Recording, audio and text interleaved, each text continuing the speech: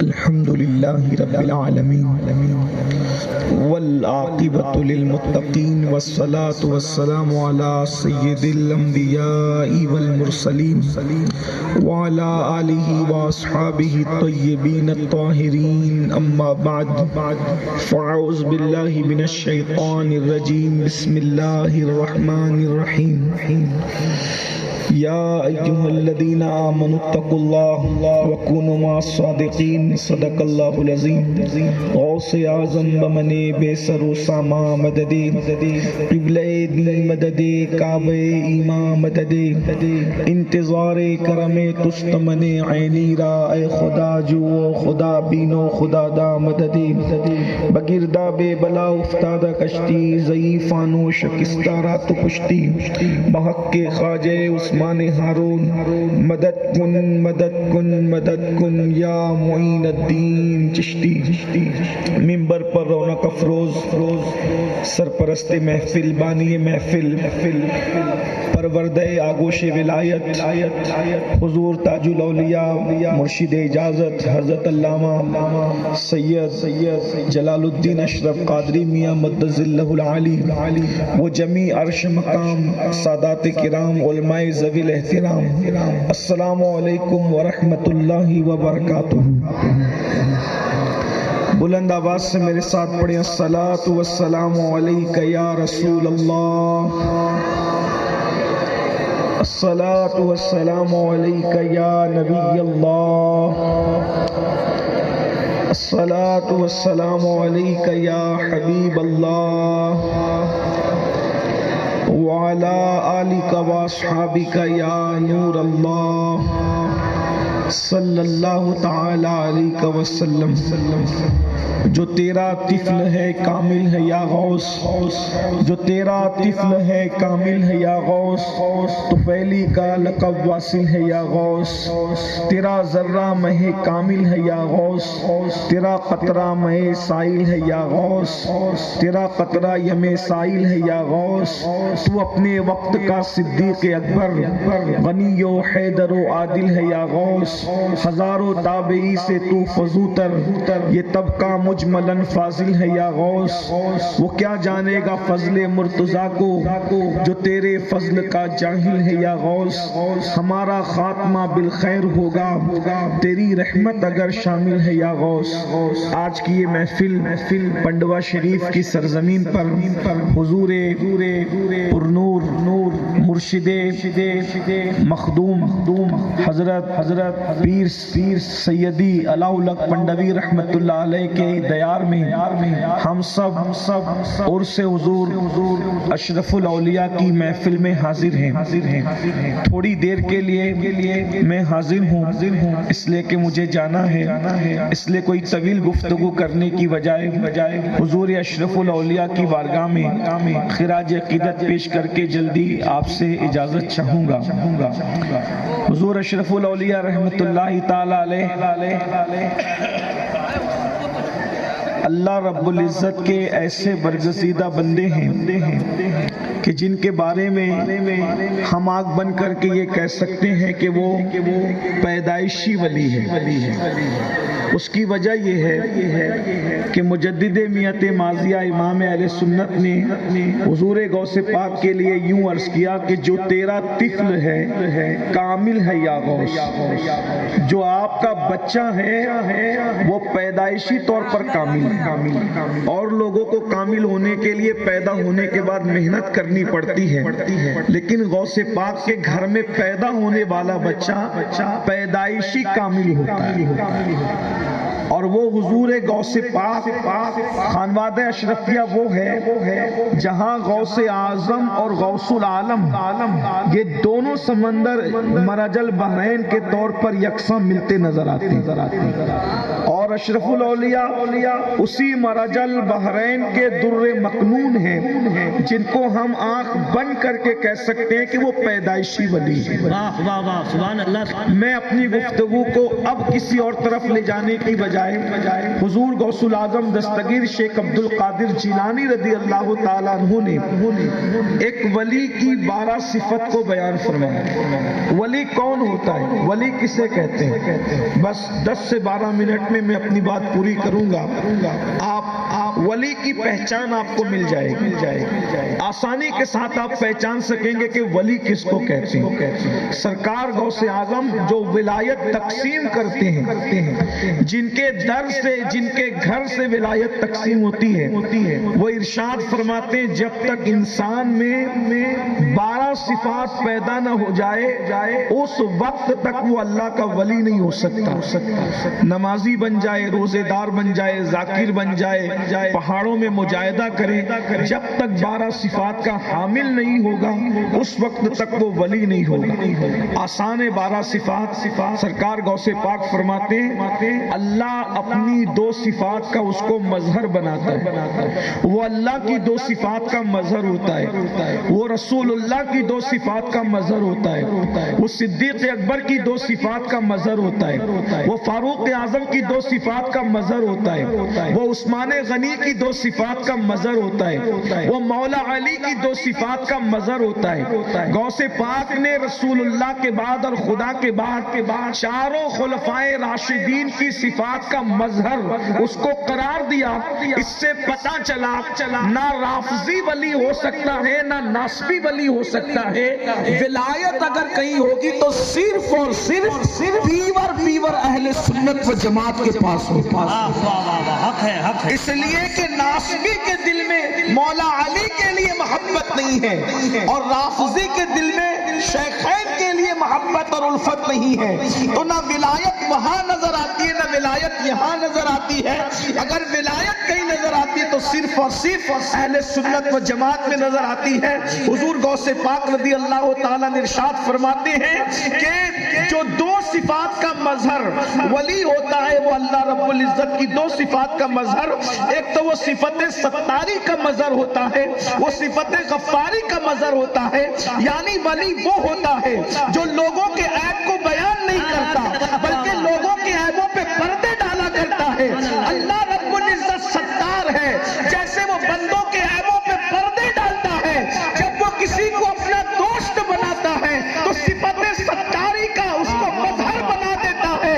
وہ لوگوں کے عیبوں کو بیان نہیں کرتا بلکہ لوگوں کے عیب پہ پردے ڈالا کرتا ہے۔ اور اس ممبر پر ابھی آپ نے اپنی آنکھوں سے دیکھا کہ اللہ اکبر اپنے مرید کو منع کیا گیا اور جب انہوں نے توجہ نہ کی تو جھڑکی دے کر کے بتایا گیا کہ اللہ والوں کی شان کیا ہے کہ یہاں پردے نہیں اٹھائے جاتے بلکہ پردے ڈالے جاتے۔ نعرہ تکبیر، ہاتھوں کو اٹھا کر کے نعرہ رسالت، نعرہ حیدری، سبحان اللہ سبحان اللہ۔ جب تاج الاولیاء کی پردہ پوشی کا یہ عالم ہے تو اشرف الاولیاء کی پردہ پوشی کا عالم کیا؟ سبحان اللہ سبحان اللہ۔ صفت ستاری کا مظہر ہوتا ہے۔ پھر فرمایا وہ صفت غفاری کا مظہر ہوتا ہے، یعنی وہ لوگوں کو معاف کرتا ہے۔ اپنی ذات کے لیے وہ لوگوں سے لڑائی جھگڑا نہیں کرتا، اس لیے کہ ذات کے لیے لڑنا یہ کتوں کا کام ہوتا ہے، ذات کے لیے لڑنا یہ اللہ والوں کا کام نہیں۔ وہ صفت غفاری کا مظہر ہوتا ہے۔ اس آئینے میں اگر آپ حضور اشرف الاولیاء کی زندگی کو دیکھیں، میں نے تو ان کو نہیں دیکھا، میں نے صرف لوگوں سے سنا ہے، سن کر میں اس نتیجے پر پہنچا ہوں۔ جنہوں نے دیکھا ہے وہ گواہی دیں گے، شہادت دیں گے کہ ان لوگوں نے حضور اشرف الاولیاء نے اپنی ذات کے گستاخوں کو ہمیشہ معاف کیا اور اور اس دن کو یاد دلایا جو فتح مکہ کا دن تھا، لا تثریب علیکم اليوم۔ اور یہاں تو چشتیت ہے، اور خاص طور پر یہاں چشتیت اور قادریت کا بھی سنگم ہے۔ چشتیت اس اعتبار سے ہے کہ مخدوم اشرف جہانگیر سمنانی جیسا سلسلہ چشتیہ کا وہ عظیم نمائندہ جس نے سلسلہ چشتیت کو بام عروج تک پہنچایا، اور اسی لیے تو ان کے مرشد کو ان پہ ناز تھا۔ مرشد اپنے بیٹے کو خدمت سونپتے ہیں کہ تمہیں جنگل سے لکڑیاں لانے جانا ہوگا، اور سارے خلفاء اور مریدین کو ذمہ داریاں سونپتے ہیں، خانقاہ میں جھاڑو لگانا ہوگا، برتنوں کو صاف کرنا ہوگا، لنگر تقسیم کرنا ہوگا، مہمانوں کی خدمت کرنا ہوگا۔ بیٹے کو بھی کام دیا، سارے مرید اور خلفاء کو کام دیا، لیکن جب میرے مخدوم اشرف سمنا نے عرض کیا حضور سب کو کام سونپتے ہیں، مجھے بھی کوئی کام سونپ دیجئے، فرمایا ارے سب الگ ہے، اشرف تم الگ ہو، اس لیے کہ جب تم آئے تھے تو تمہارے آنے سے پہلے خضر علیہ السلام نے تمہاری اتنی تعریف کی تھی کہ اب مجھے کوئی کام دینے کے لیے تمہیں حیا آتی ہے، کیا منہ دکھاؤں گا اگر میں نے تمہیں کوئی کام سونپ دیا؟ میں تمہیں کوئی فزیکلی ایکٹیویٹی نہیں سونپنا چاہتا، اگر تم کچھ کرنا ہی چاہتے ہو تو ذکر اذکار کے ذریعے سے منزلوں کو طے کرو۔ نعرہ تکبیر، نعرہ رسالت، فیضان مخدوم اشرف، فیضان مخدوم العالم۔ واہ واہ واہ۔ مرشد جس کو ذمہ داری اور خدمت دینے اور خدمت لینے کے لیے حیا کرے وہ اشرف سمنا ہے، وہ ہمارے مخدوم ہے۔ بہرحال تو چشتیت تو اس اعتبار سے کہ مخدوم صاحب چشتی ہیں، اور قادریت اس اعتبار سے کہ سیدنا عبدالرزاق نور العین کی اولاد ہے، تو یہاں چشتیت اور قادریت ایک ساتھ جمع ہوتی ہے، یہ بھی مراج البحرین ہے الحمدللہ تعالی۔ تو چشتیت اور قادریت جو جمع کرنے کی بات کر رہا ہوں تو یہ کہ یہاں ہائے ہائے کیا بات، اشرفی صحبہ شراب سنجری، سبحان اللہ، ایک ہی شیشے میں ہے دونوں بھری، قادری صحبہ شراب سنجری، ایک ہی شیشے میں ہے دونوں بھری، قادری صحبہ شراب سنجری، قادری صحبہ شراب سنجری، ایک ہی شیشے میں ہے دونوں بھری۔ کیا خوش نصیبی ہے ہم لوگوں کی۔ تو قادریت اور چشتیت جب ملی ہوئی ہے تو دونوں میں اب بات کیا ہے؟ حضور غوث پاک فرماتے ہیں کہ میرا گھوڑا بے لگام ہے اور میری تلوار بے نیام ہے، اور چشتی لوگ کہتے خواجہ نصیر الدین چراغ دہلوی رضی اللہ تبارک و تعالیٰ عنہ کہ ہم چشتی لوگ کسی سے الجھتے نہیں، ہم نے اپنی تلوار ننگی کر کے رکھ دی ہے، جو آ کر کے الجھے گا اس کا قصہ خود ہی تمام ہو جائے گا۔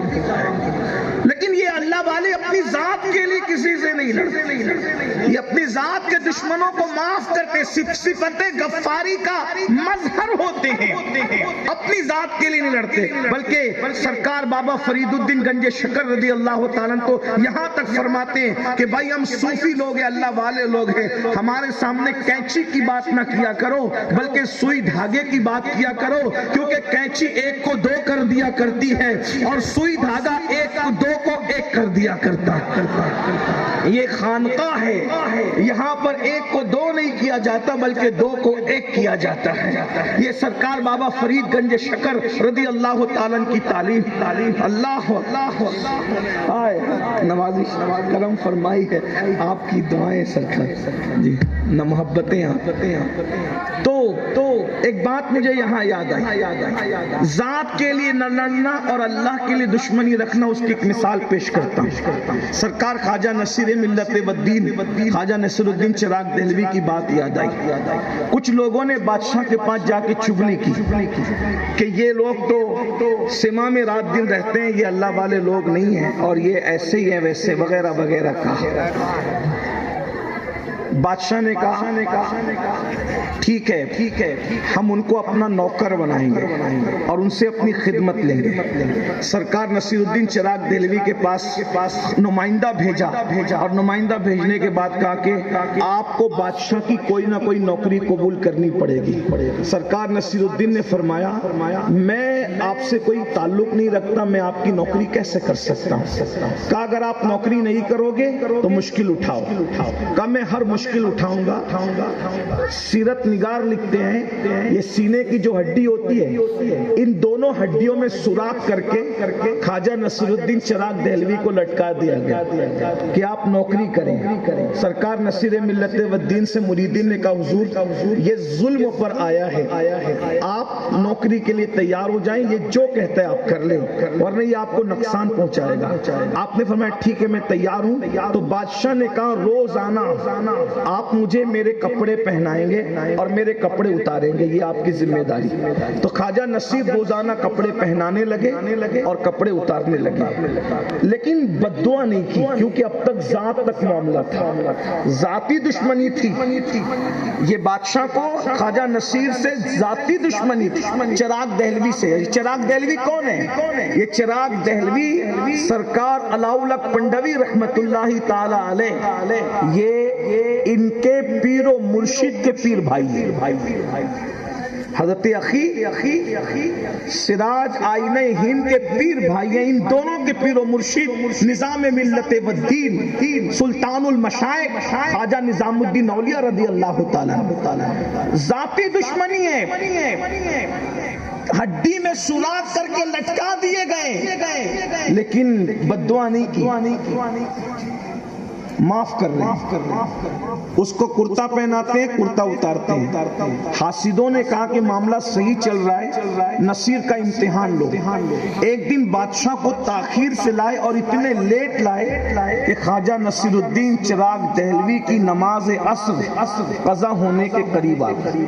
اللہ کے رسول علیہ السلام نے فرمایا مومن کی عصر اس وقت ہوتی ہے جب سورج اپنی حالت پر ہوتا ہے، اور جب سورج میں تغیر آ جائے، وہ ڈوبنے کے قریب ہو جائے، پھر وہ مومن کی نہیں بلکہ منافق کی نماز ہوتی ہے۔ یعنی جب سورج ڈوبنے کے قریب ہو تو اللہ کے رسول علیہ الصلوۃ والتسلیم نے فرمایا اس وقت نماز پڑھنا یہ نفاق کی علامت ہے۔ یہ نفاق اعتقادی ہم نہیں کہتے اس کو، نفاق عملی کہتے ہیں اس کو۔ لیکن بہرحال اللہ والے اس وقت بھی نماز پڑھنے کو پسند نہیں کرتے تھے بلکہ مسنون وقت میں نماز پڑھنے کو پسند کرتے تھے۔ ابھی حضور مرشد اجازت نے سرکار وارث پاک کا ذکر کیا کہ وارث پاک کسی کے پیچھے نماز نہیں پڑھتے بلکہ وارث پاک الگ نماز پڑھتے۔ تو لوگ یہ مشہور کرتے تھے کہ وارث پاک نماز ہی نہیں پڑھتے، وہ نماز پڑھتے تھے مگر کمرے میں چھپ کے پڑھتے تھے، جیسا کہ حضرت نے اشارہ کیا۔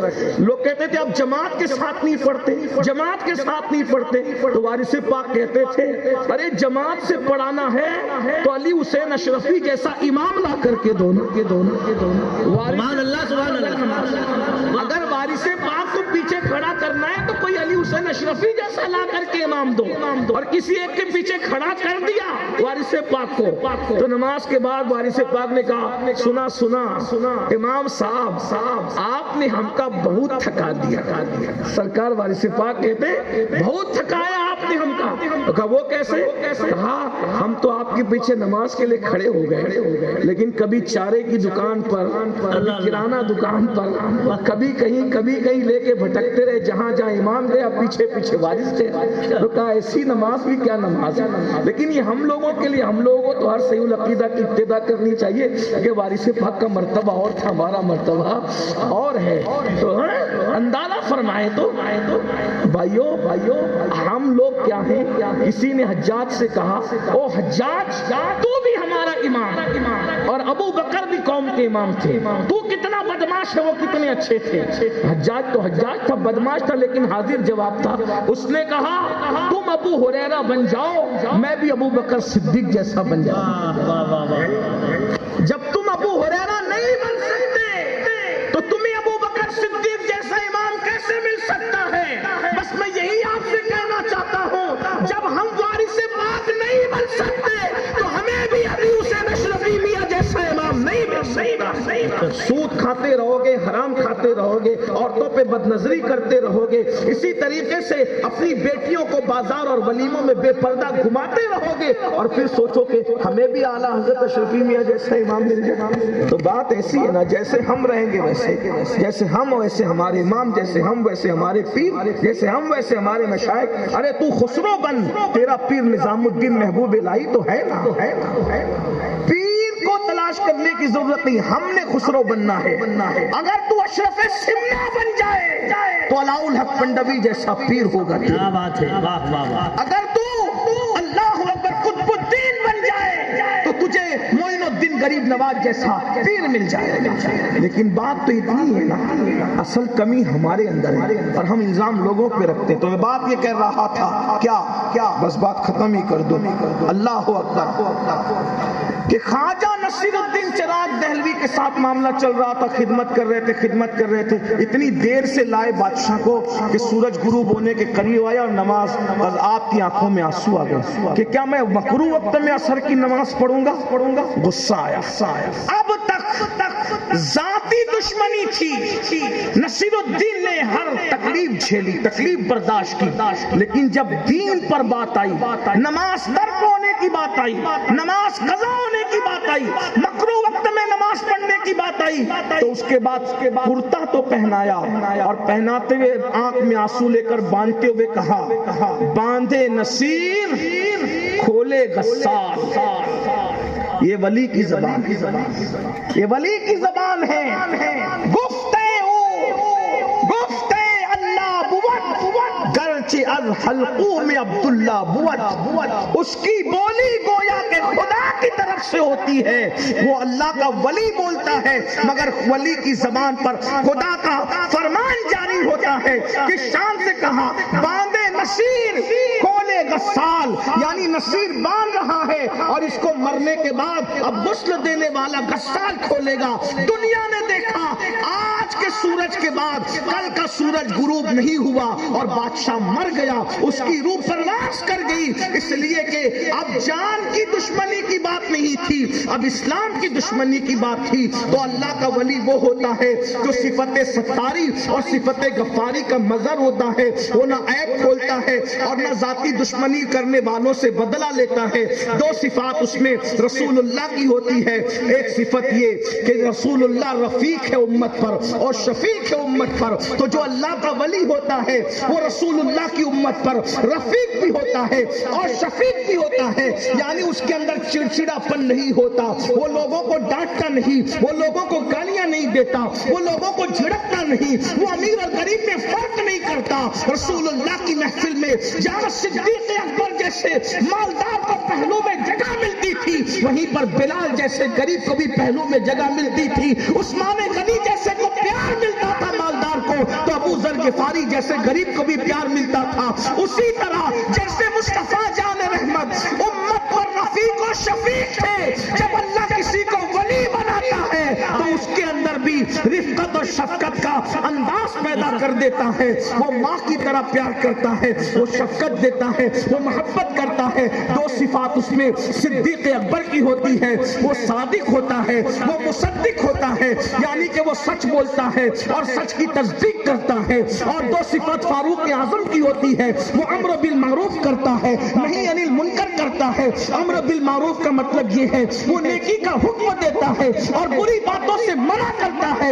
اس کے سامنے جب کوئی برا کام کیا جائے وہ بے چین ہو جاتا ہے، وہ برائی کو روک دیتا ہے. امر بالمعروف اور نہیں انل منکر، نیکی کا حکم دینا، بری بات سے منع کرنا، یہ اللہ کے ولی کی پہچان ہے. دو صفات اس میں عثمان غنی کی ہوتی ہے.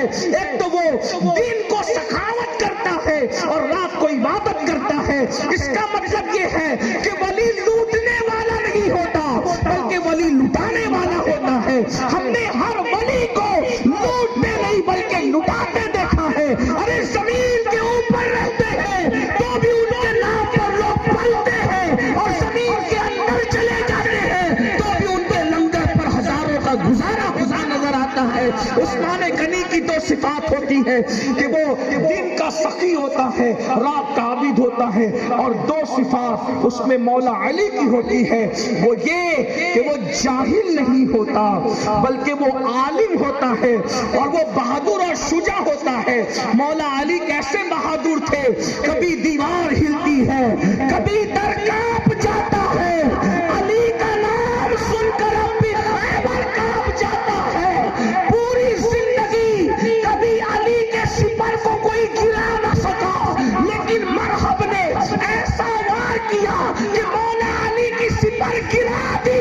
ایک دن علی کی سپر گر گئی، علی نے سزا کیا دی کہ اس کے خیبر کے دروازے کو توڑ کر اپنی سپر بنا کر فرمایا، علی سے سپر چھینو گے تو تمہارا دروازہ توڑ کر کے سپر بنائی جائے گی۔ اور اس کے بعد جب اٹھا کر کے پھینک دیا، 70 لوگ مل کر بھی اٹھا نہ سکے۔ واہ واہ واہ واہ واہ واہ واہ۔ فرمایا دو صفات اس میں مولا علی کی ہوتی ہے، وہ بہادر ہوتا ہے اور وہ عالم ہوتا ہے۔ اب یہ 12 صفات اگر آپ کو کسی میں دیکھنا ہے تو دماغ کے دریچوں کو کھول کر ماضی کے جھروکے میں جھانک کر دیکھو تو آپ کو اشرف الاولیاء کی تصویر ابھرتی ہوئی نظر آئے گی۔ السلام علیکم ورحمۃ اللہ۔ ماشاءاللہ ماشاءاللہ۔